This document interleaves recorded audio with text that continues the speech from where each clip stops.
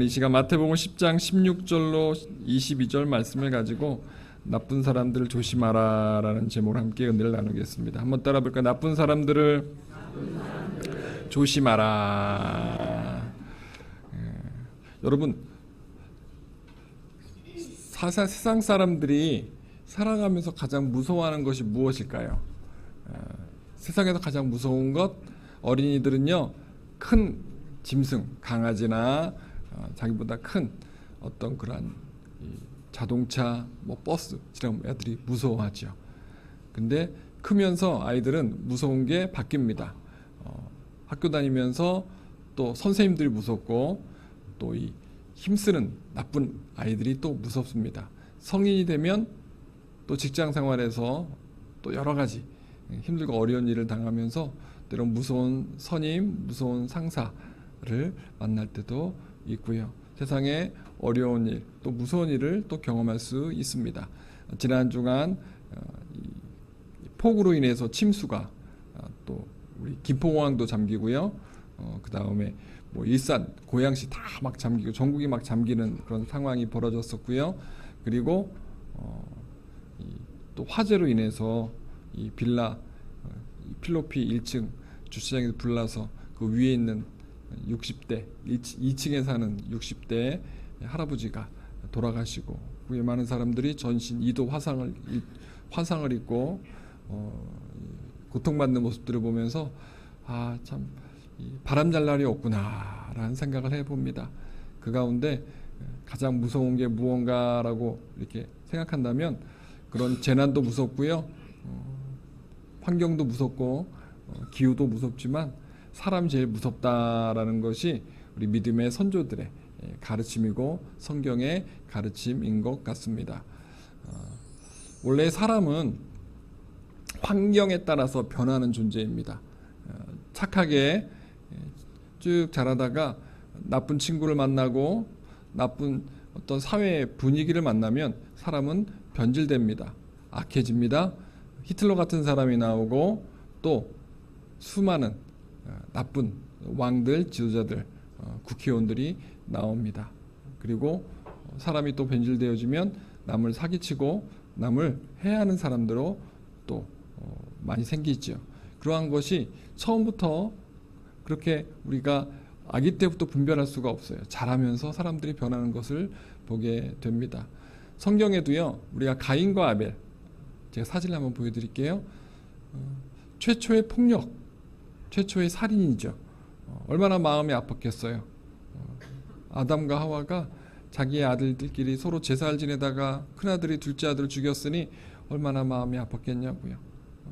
에덴 동산 안에서는 어떤 그런 폭력과 살인이 없었습니다. 에덴 동산 바깥에서 마귀의 시험에 빠진 인간이 죄의 DNA를 갖고 태어난 후손들이 저렇게 시기 질투하고 사람을 죽이고 하는 그러한 모습들을 성경에서 찾아볼 수 있습니다.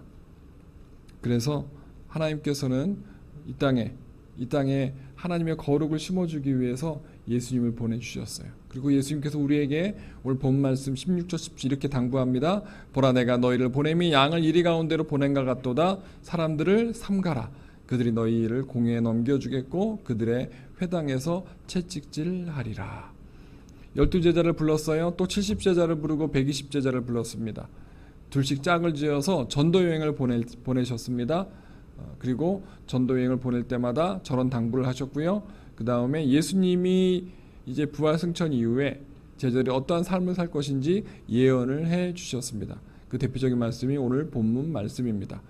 내가 너희를 이리 가운데로 보내는 것 같다라고 이야기합니다. 원래 이리를 보니까요, 이 팔레스타인의 그 광야에 그 많은 짐승들이 있는데 그 중에 맹수에 해당되는 것이 뱀이고요. 두 번째 독수리, 세 번째 정갈, 네 번째가 이리라고 합니다. 특히 이리는 사납고 간교하고 공격적인 맹수로 여겨졌지요. 그래서 어떤 맹수라도 그 마음에 어떤 그 먹잇감을 이렇게 잡아먹고 해하려고 하는 그러한 그 여러 가지 그 방법들이 있습니다. 그 중에 가장 지혜로운 것 중에 하나가 또 이 일이라고 합니다. 그렇게 세상의 악한 그러한 대상들을 가리켜서 우리 예수님께서는 이리로 비유하시면서 제자들에게 쉽게 이해를 하도록 이렇게 말씀을 해주고 있습니다. 그래서 성경에 보면 짐승들을 집에서 가두어서 이렇게 키우는 그러한 경우가 있습니다. 주로 양들입니다. 염소들입니다. 또 소들도 집에서 키우죠. 근데 이리는 안 키웁니다. 이리는 절대 안 키웁니다. 개는 키워도 이리는 안 키웁니다. 똑같이 좀 비슷하게 생겼어도요, 개는 변합니다. 사람을 의지하고 사람을 또 좋아하고 또 순종적이 됩니다. 근데 이리는요, 그렇게 안 된다는 거예요. DNA가 다른 거예요. 그래서 성경에 보면 오늘 본문에 예수님께서 이리를 가리켜서 세상의 악한 사람들, 나쁜 사람들의 어떤 상징으로 표현하고 있음을 알 수 있습니다. 저는 여러분과 이 시간 어린아이들이 자라면서 변화되어지는 그 과정 속에 저와 여러분도 그런 과정을 겪고 여러분의 자녀들, 손자, 손녀 경험하고 있습니다. 부귀와 영화를 누리는 그러한 부자 나라들도 늘 마약과 총기 사고에 늘 힘들어하고 있습니다. 부와 상관없이, 물질과 상관없이 모든 사회에는 문제가 있고요. 그 문제를 가르치는 것, 야기하는 것들은 어른들이 아닌가라고 생각합니다. 자녀들에게 그런 것들을 보여주고 후손들에게 그런 것들을 보여주는 것이죠. 그래서 어린아이들이 나쁜 어른들을 보고 흉내내면서 학교에서 일진 놀이도 하고요. 나중에 그 아이들이 사회에 나오면은 많은 사람들을 힘들게 하는 그러한 조직폭력배나 아니면 여러 가지 나쁜 어떤 그러한 개인적인 일탈들을 합니다. 사기도 치고 또 나쁜 짓도 하고 또 폭력도 행하고요. 묻지마 폭행이라고 갑자기 지나가는 사람을 막 때리기도 합니다. 이렇게 악해져가고 더 악해져가는 이러한 사회 속에서 또 자연과 자연의 어떤 그러한 여러 가지 변화, 지구온난화와 그리고 자연재해를 통해서 우리가 경험하게 될, 또 앞으로 전쟁의 여파로 인해서 전 세계가 경제적으로 어떤 위기가 다가올지 모르겠지만 수많은 그런 위기를 당할 말세의 지말의 그 징조 앞에서 우리가 어떻게 행해야 될지, 어떻게 살아가야 될지를 오늘 본 말씀을 통해서 한번 우리가 배우고자 합니다. 오늘 본문에 보면 예수님께서 제자들에게 네 가지를 당부하는데요. 첫 번째, 지혜롭고 순결하라라고 가르쳐 주고 계십니다. 따라합시다. 지혜롭고 순결하라. 오늘 16절을 보면요.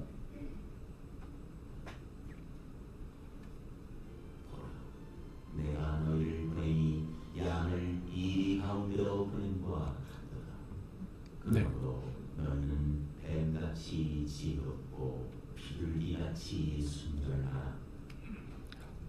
이리와 반대되는 두 가지 짐승을 이야기할 때 뱀과 비둘기를 얘기합니다. 물론 뱀도 사람을 해하고 짐승을 해하는 짐승 그런 동물에 속하지만은 예수님께서는 그 뱀에게도 뭔가 배우라고 이야기합니다. 그러면서 뱀에게 지혜를 배우라고 하고 비둘기를 통해서 순결을 배우라고 합니다. 이 뱀은요 무섭지요. 혐오 동물이죠. 그런데 오늘 예수님께서는 그 뱀에게 배우라고 합니다. 특별히 지혜에 대해서 말씀해 주셨는데요. 왜 뱀이 지혜로운가 봤더니 언제나 다니던 길로만 다닌다고 합니다. 일관성이 있대요. 그리고 한 번 공격하기로 작정한 대상을 바꾸지 않는답니다. 분명한 목표의식이 있는 거죠. 세 번째는 서두르지 않는데요. 되게 신중하다라는 것이죠. 네 번째는 자신의 장점을 잘 사용한다라는 거예요. 독을 짐승의 눈에 분사해서 눈을 멀게 하고 잡아먹어요. 아니면 독이 있는 이빨로 물어서 그 다음에 마비를 시켜서 그걸 삼켜버립니다. 그래가지고 이 뱀은 흔하게 볼 수 있는 팔레스타인 지역에서 중동 지역에서 볼 수 있는 흔한 짐승 중에 하나입니다. 그래서 양들을 공격하기도 하죠. 그래가지고 늘 목동들은 허리춤에다가 이 막대를 들고 다니면서 이 뱀을 양에 다가오는 뱀을 향해 던져서 뱀을 쫓아내는 그러한 훈련을 어릴 때부터 합니다. 그만큼 뱀은 팔레스타인 지역의 일반 그 흔한 짐승 중에 하나인데요. 예수님께서 그 뱀을 가리켜서 지혜로운 동물 이렇게 표현하고 있습니다. 그리고 두 번째로 비둘기같이 순결하라고 말씀해 주셨는데요. 요즘에 비둘기 하면 별로 이렇게 순결한 것 같지 않아요? 그죠? 이 집집마다 와서 둥지를 두르고 이렇게 이 대소변을 이렇게 막 떨어뜨려서 이걸 산화시켜 가지고 막 녹슬게 하고 막 지저분하게 해요. 이제 그렇게 되지만 이 성경 옛날에 비둘기는 그런 존재는 아니었던 것 같아요. 도심 속에 있는 비둘기가 아니었기 때문에. 그래서 이 순결의 상징으로 예수님께서 말씀해 주고 계셔요.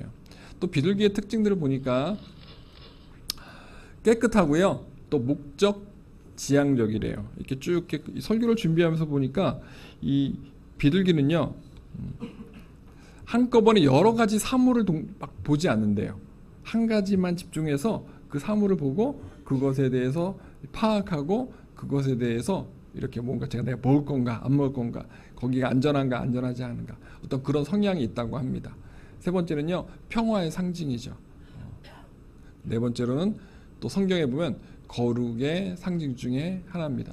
오늘 우리 함께 불렀던 찬송가에 보면 비둘기같이 온유한, 그렇게 우리가 아까 우리가 찬송가를 불렀는데요.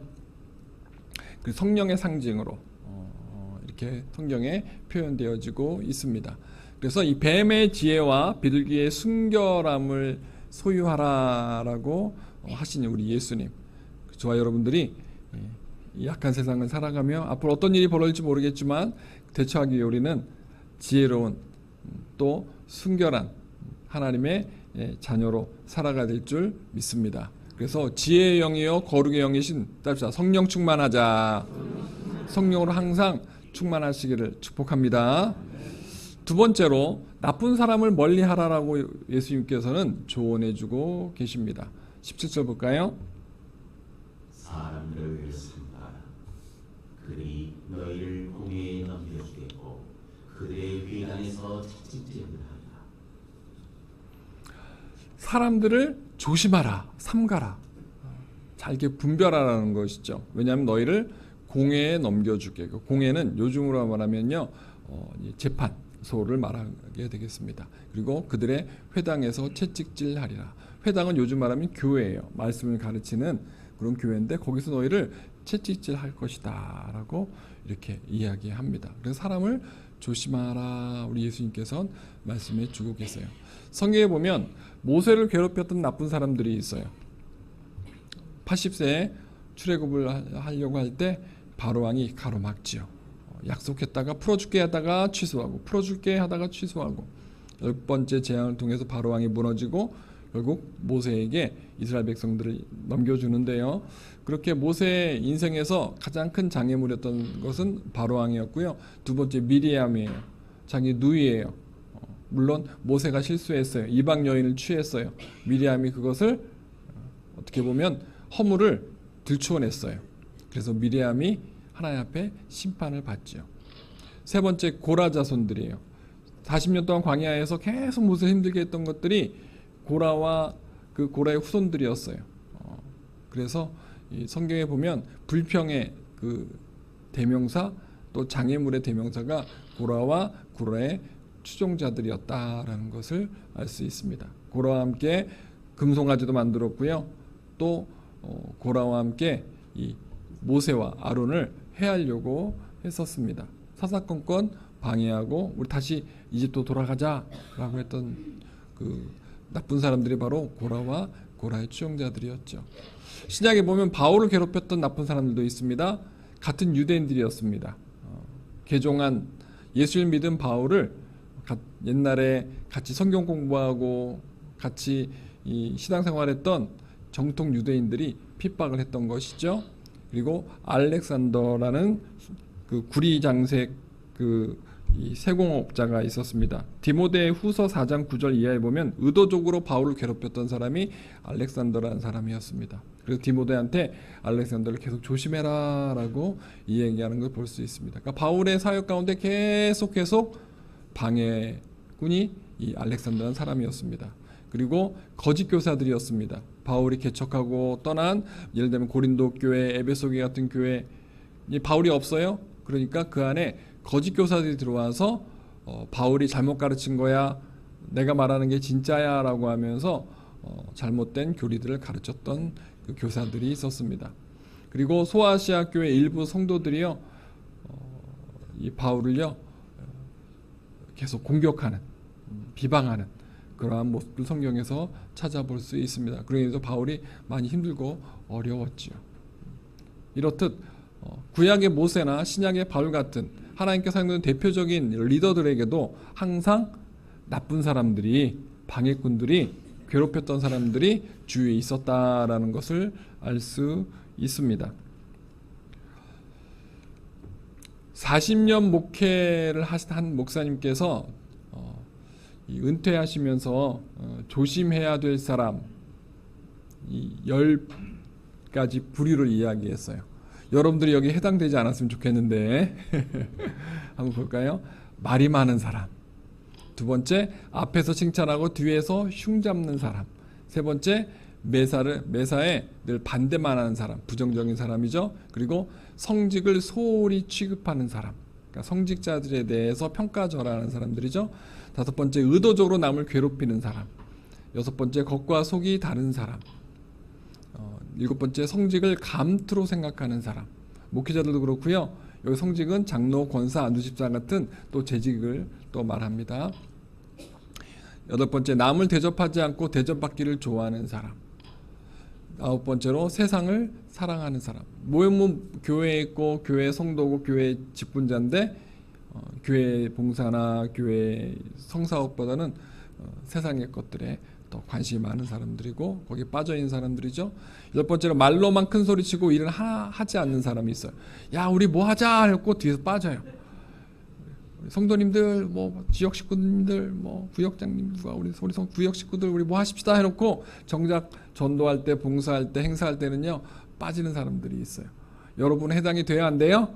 안 돼요. 그래서 1번부터 10번까지가 40년 목회하신 목사님께서 본인과 부교육자들과 성도들 바라봤을 때 특별히 조심해야 될 사람의 부류. 물론 교회 안에서도 그렇고 교회 바깥에서도 마찬가지인 것이죠.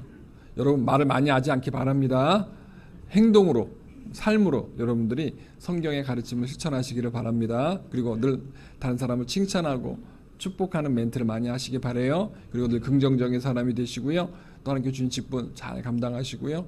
또 겉과 속이 똑같은 사람, 또 남 대접을 잘하는 사람 되는 여러분 되시기를 바랍니다. 그래서 나쁜 사람을 구별할 수 있는 우리가 영분별의 은사를 달라고 기도해야 돼요. 따라서 영분별의 은사를 주시옵소서. 그래서 하나님 앞에 9가지 은사는 영분별을 달라고 기도하셔야 돼요. 그래서 하나님의 일인지 마귀가 뒤에서 조장하는 일인지 또 저 사람이 지금 하나님의 말을 하는지 마귀의 말을 하는지를 구별한 여러분 되시길 바랍니다. 세 번째로, 좋은 사람을 가까이 해야 된다라고 오늘 성경에 오늘 말씀에 좋은 가까이라는 멘트는 없지만 사람들을 삼가라는 것은요 구별해서 멀리할 사람 멀리하고 가까이 할 사람 가까이 하라는 것이거든요. 그래서 좋은 사람을 가까이 하라고 제가 한번 부제를 달아보았습니다. 좋은 사람을 가까이 하라. 아까 모세와 바울 괴롭힌 사람이 있었지만 또 도와준 사람도 있었어요. 모세를 도와준 사람들 한번 찾아볼까요? 첫 번째, 아론. 형 아론이었어요. 제사장이었어요. 40년 동안 아론을 옆에서 자기의 손 밑에, 그러니까 자기의 나이가 어린 동생이지만 리더로 여기고 옆에서 섬기고 도와주었다. 두 번째는 훌이에요. 이 르비딤 골짜기에서 아말렉과 싸울 때 이 훌이 등장을 합니다. 아론과 훌이 모세가 기도할 때 모세가 손을 놓고 기도할 수 있도록 도와준 사람이죠. 그래서 훌 같은 사람도 옆에 있었고요. 여호수아 같은 조력자들도 있었습니다. 나중에 후계자가 되지요. 네 번째로 레위 지파입니다. 레위 지파는 하나님께서 구별하여 이 제사를 도울 수 있는, 성막에서 제사할 수 있는 도우미로 사용하셨습니다. 그래서 모세와 아론과 늘 옆에서 레위인들이 함께 제사에 필요한 도구들을 준비했고, 또 사람들이 제사를 드리러 옵니다. 번제, 화목제, 소제, 속건제, 속죄제를 드리러 와요. 그럼 그 사람들을 향해서 옆에서 짐승 잡는 걸 도와주고 짐승을 처리하는 것을 또 도와주는 일들을 했습니다.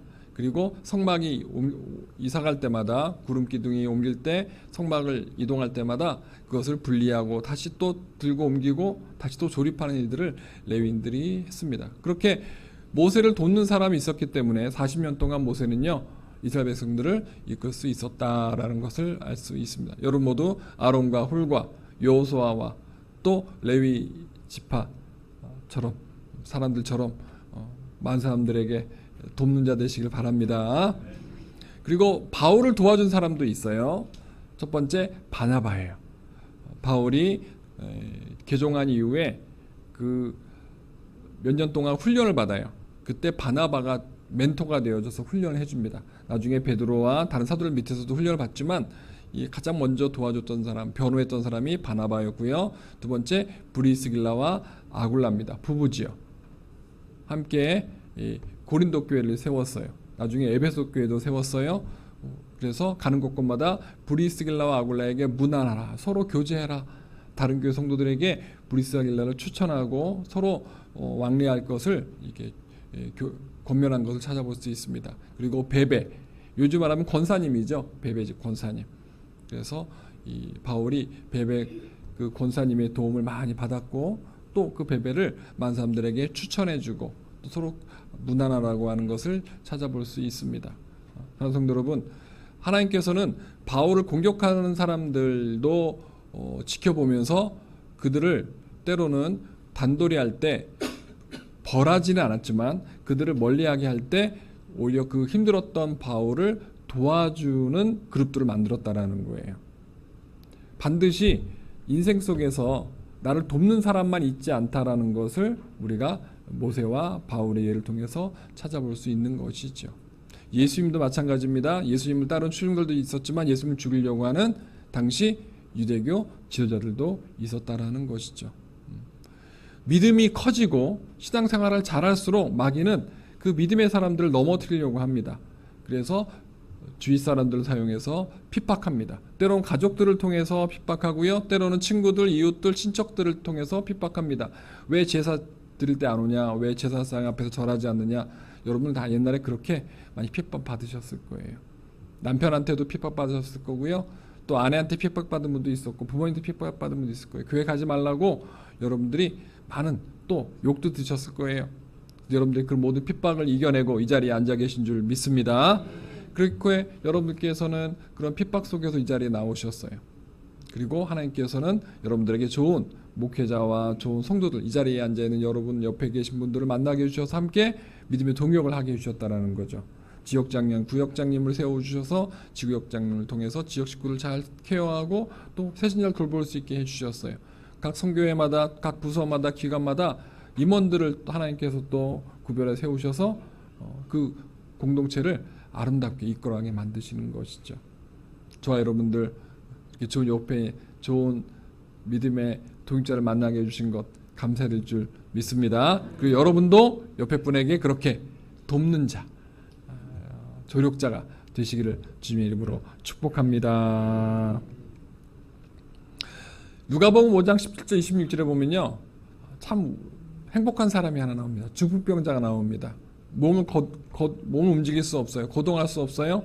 그때 4명의 친구가 들것에 예수님을 만날 수 있도록 실어 옵니다.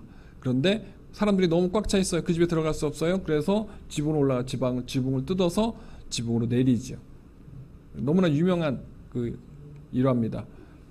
그리고 그 중풍병자는 일어났어요? 안 일어났어요? 일어났어요.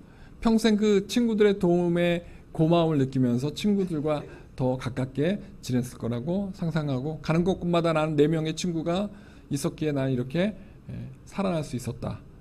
그리고 그 모든 내 삶의 인생의 전환점에 예수님이 계셨다라고 간증했을 것입니다. 사랑하는 성도 여러분, 여러분도 저렇게 좋은 친구들 만났으면 좋겠어요. 여러분들 힘들고 어려울 때 돕는 많은 친구들 그리고 믿음의 교우들이 있으시기를 주님으로 축복합니다. 그래서 가까이 할 사람과 멀리 할 사람을 잘 분별하셔야 돼요. 아까 얘기했듯이 명분별의 은사를 달라고 기도하셔야 되고요. 여러분들의 앞으로 남은 생에 가까이 할 사람, 멀리 할 사람을 잘 분별하시기를 바랍니다. 네 번째로 나쁜 사람을 만나고 나쁜 일이 생겨도요 염려하지 말라고 예수님께서 가르쳐 주셨어요. 볼까요? 18절.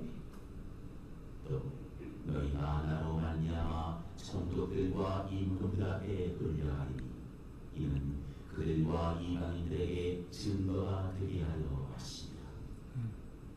끌려간다라고 이야기하죠. 이제 핍박받는 거예요. 이방인들의 증거가 되게 하심이라라고 하면서 앞으로 임금들이나 총독들이나 많은 어떤 그러한 그 권력을 가진 사람들 앞에 너희가 가서 재판받을 수 있어라고 이야기해 주는 거죠. 우리 19절에요. 너희를 넘겨줄 때 어떻게 또는 무엇을 말할까 염려하지 말라. 그때 너희에게 할 말을 주시니. 네. 나중에 예수님이 부활승천하신 이후에 제자들이 초대교회에서 선교 사역을 감당하다가 핍박을 받고 이제 안디옥으로 피난 갔다가 안디옥에서 또 지금의 튀르키예 땅, 터키 땅으로 갔다가 그리스 로마까지 이제 피난 가고 또 어떤 제자들은 남쪽으로 또 갑니다. 도마 같은 경우는 인도 쪽으로 쭉 남쪽으로 내려갑니다. 그래서 이 유럽 지역 또 중앙아시아 쪽 또 이 아시아 남쪽 이 인도까지 제자들이 다 흩어져요. 그리고 그들은 거기서 많은 핍박을 받고 순교를 당합니다. 그것을 예수님께서 예언해 주신 거예요. 너희가 재판받을 거야. 나중에 제자들 가운데 대부분은 차명을 당합니다. 십자가에서 죽음을 당하거나요. 단두대에 목이 베이기도 하고 또 도마 같은 경우는 자객에 의해서 창에 등이 찔려서 순교하기도 합니다. 이렇듯 제자들의 삶은요 순탄하지 않았어요. 요한이라고 하는 90세 넘어서까지 장수의 복을 누렸지만 밤모섬에서 요한계시록의 환상을 보는 그때도 감옥에 있었어요. 그러니까 쉽지 않은 거였어요. 어려웠었어요. 가는 곳마다 핍박이 있었어요. 그래서 그걸 예언해 주시는 거예요. 그러면서도 뭐라고 합니까? 염려하지 말라라고 이야기하시는 거예요. 왜 염려하지 맙니까? 하나님께서 너희에게 할 말을 주실 거야 라고 이야기해 주는 거예요. 따라서 염려하지 말라. 20절에 볼까요? 말하는 이는 너희가 아니라 너희 속에서 말씀하시니 곧 너희 아버지의 성령이시니라. 성령 하나님께서 너희가 무슨 말을 할 것인지를 이야기해 주신다. 귀뜸해 주신다라는 것이죠. 그래서 바울 같은 경우도요. 나중에 재판받으러 갔다가 또 잘 이렇게 말해가지고 지혜롭게 나는 로마 사람이다. 난 로마 시민권을 가지고 있다. 난 여기서 재판받지 않고 나는 로마 가서 재판받을 거야. 그때마다 감옥에서 나올 수 있는 그러한 상황을 만들지요. 그렇게 바울은 성령의 인도함 속에 선교를 계속할 수 있는 그런 환경을 만들어 갔어요. 다른 제자들도 성경에는 없지만 그러한 지혜를 통해서 성령님의 도움을 통해서 선교 사역을 잘 했다라는 것이죠. 저와 여러분에게도 성령 하나님의 도우심이 필요할 줄 믿습니다. 가끔 성도님들 보면요 몇 억씩 사기당하시고 또 같은 가족끼리 친척끼리 같이 뭐 이렇게 사업하시다가 큰 어려움 겪는 것들을 제가 이렇게 들어요. 때로는 부모와 자식 간에도 돈 문제 때문에 힘들어하는 그 성도님들의 그 간증을 들으면요 참 마음이 아파요. 그놈의 그 돈 때문에 부모와 자식 간에 또 형제 간에 그 의절하고 때로는 부부 간에도 그렇고 친구 간에도 그렇고 그리고 성경에 보면 어떡합니까? 절대 보증 서라 말아라 서지 말라고 하는 거예요. 그만큼 인상사 속에 마귀가 사람들의 관계를 깨고 또 사람들의 관계 속에서 때로는 극단적인 이 살인까지 하게 만드는 것이 이 마귀의 여러 가지 계략이고 그중에 가장 큰 게 이 물질 문제가 아닌가라고 생각합니다. 다른 나라의 것을 취하고 싶어서 어떡합니까? 전쟁을 일으키는 거예요. 노래로 데리고 오고 싶은 거예요. 노략질하는 거예요. 그래서 전쟁을 일으키는 거예요. 지금도 이렇게 전쟁이 지금도 러시아, 우크라이나 땅에 있지 않습니까? 마음 아픈 일이에요. 전쟁이 몇 년째 지금 계속 유지되고 있어요. 왜 그렇습니까? 욕심 때문에 그런 거예요. 그 배후에 마귀가 있는데 그걸 모르는 거예요. 그렇게 나라와 나라 사이에도 마귀가 이간질시키고 싸움을 일으키고요. 서로 살인하게 만들고요. 한 부족끼리도 민족끼리도 그렇게 하기도 하고 때로는 도시끼리도 그렇게 만들고 때로는 사람들끼리 그렇게 만든다라는 거예요. 아프게 더 심해질 거예요. 말세가 다가올수록 마귀가 더 활개를 칠 거예요. 그럼 여러분 안에 더 많은 그런 도전이 올 거예요. 마귀 여러분을 공격할 거라는 거예요. 때로는 가족들, 자식들한테 그러한 아픔을도 경험할 수 있고요. 형제간한테, 친척들한테 그런 배신을 당할 수도 있고요. 또 교우한테도 그럴 수 있다라는 거예요. 그래서 여러분들에게 부탁합니다. 절대 보증 서야 된다, 말아야 된다? 말아야 된다. 자식한테도요, 보증 서지 마세요. 여러분 아파트나 집, 빌라 담보로 자식들 사업자금 대주지 마세요. 성도 여러분, 절대 여러분 가족 안에 부모와 자식 간에 마찬가지고요. 그냥 돈을 주면 줬지, 그죠? 베풀면 베풀었지, 절대 빌려주거나 뭐 담보로 뭘 하고 절대 그러지 마셔요. 그리고 성도들 간에도 마찬가지입니다. 절대 금전거래 하시면 안 돼요. 빌려달라고 그러지도 말아야 되고요. 빌려줘서도 안 되고요. 정만에 빌려달라면 그냥 여러분이 줄 수 있는 마음이 있으면 줄 수 있는 그 양만 주셔요. 그냥 구제비로 그냥 선교하셔요. 그게 여러분 영적인 삶에도 좋고요. 또 마음의 건강에도 좋다라고 저는 생각을 합니다. 예수님께서는 제자들에게 이 세상을요, 선하다고 말씀하지 않으셨어요. 악하다라고 말씀하셨어요. 마귀가 그 배후에 있다라고 말씀해 주셨고요. 그래서 항상 마귀가, 공중권세 잡은 마귀가 너희를 삼키려고 한다라고 이야기하고 있어요. 그래서 항상 깨어 있으라고 말씀해 주신 거예요. 뭐가 깨어 있어야 됩니까? 성령의 레이더가 깨어 있어야 되는 거예요. 비행기가 어디서 오는지, 배가 어디서 오는지, 탱커 어디서 오는지 레이더에 떠야 돼요. 그죠? 그 감각, 영적 감각이 있어야 한다는 거죠. 영분별의 은사가 있어야 되는 거예요.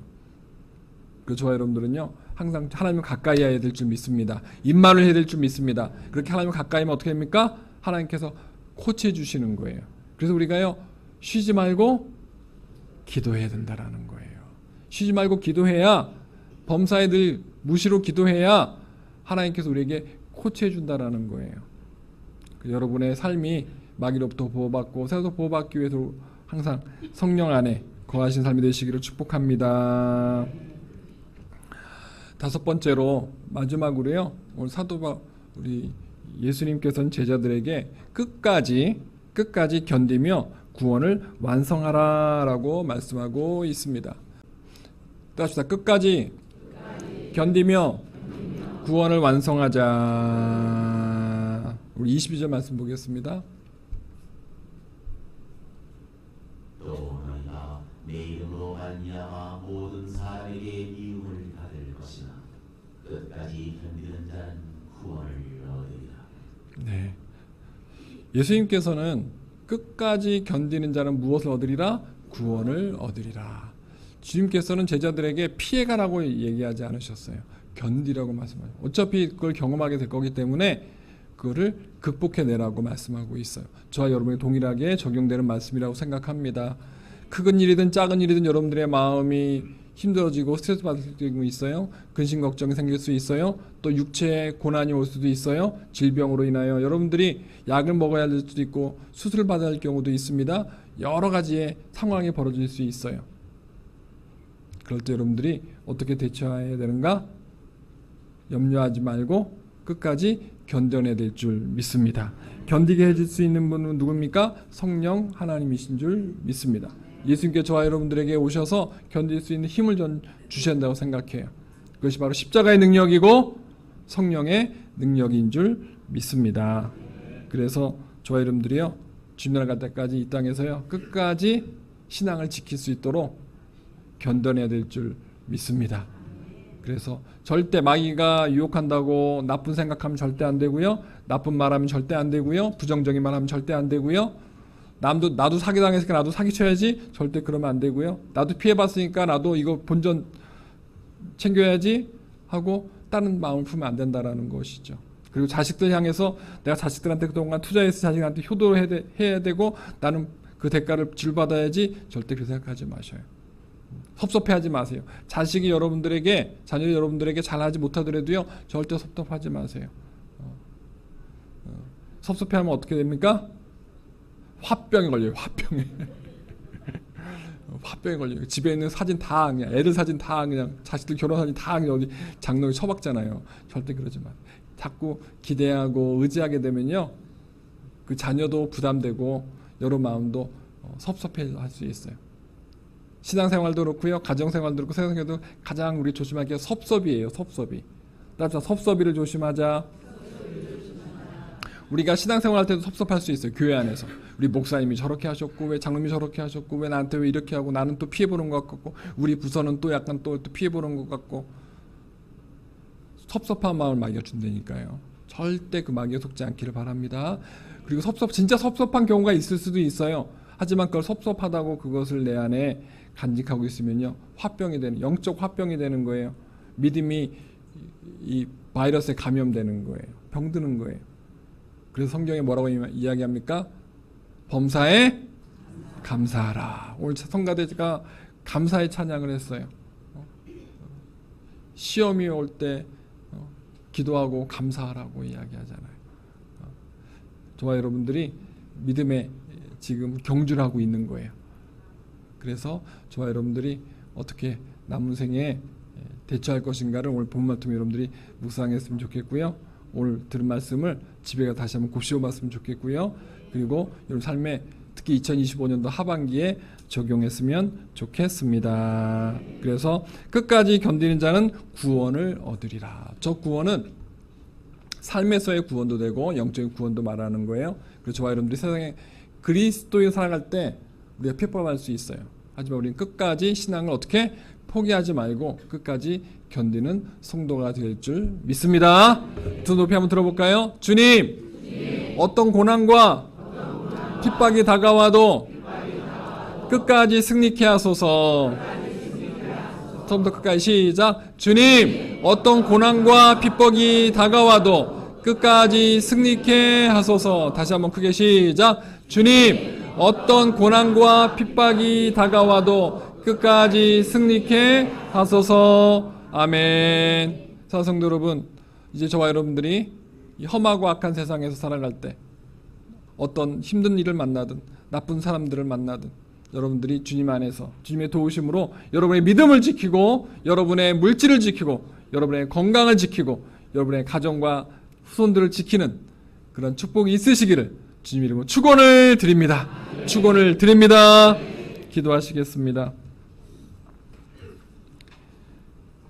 마태복음 6장 31절에 무엇을 먹을까, 무엇을 마실까, 무엇을 입을까 염려하지 말라고 하여 주셨는데 우리가 늘 그 먹고 마시는 걸 염려하면서 스트레스 받아가면서 때로는 하나님을 멀리하고 세상 가까이 할 때가 있음을 회개합니다. 용서하여 주시옵소서. 우리가 세상의 것으로 인하여 절대 마음이 무너지거나 신앙이 무너지지 않게 하여 주옵시고 끝까지 세상을 뛰어넘을 수 있는 능력을 허락하여 주시옵소서. 나의 능력으로 부족합니다. 오늘 예수님의 말씀처럼 저희가 성령 하나님의 도움을 받아 성령의 생각을 하게 해주시고 성령의 말을 하게 해주시고 성령의 행동을 하게 하여 주시옵소서. 그래서 내 가정을 지키고 내 일터를 지키고 내 자손들을 지키는 그런 모세와 같은 사람 되게 하시고 바울과 같은 사람 되어지게 하여 주시옵소서. 저희가 이제 다른 사람들에게도 그런 돕는 자의 역할을 감당하기를 원합니다. 저희를 그렇게 축복의 통로로 사용하여 주시옵소서. 저희의 지혜도 사용해 주시고 재능도 사용하여 주시고 저희들의 시간과 물질도 사용하여 주시옵소서. 새로 한 주를 시작합니다. 저희가 살아감에 주님이 꼭 필요합니다. 이 시간 찬양하고 기도할 때 예수님 찾아와 주시고 기름 부어 주시고 특별히 성령 하나님 역사하여 주시옵소서. 예수님의 이름으로 감사하며 기도드렸습니다. 아멘.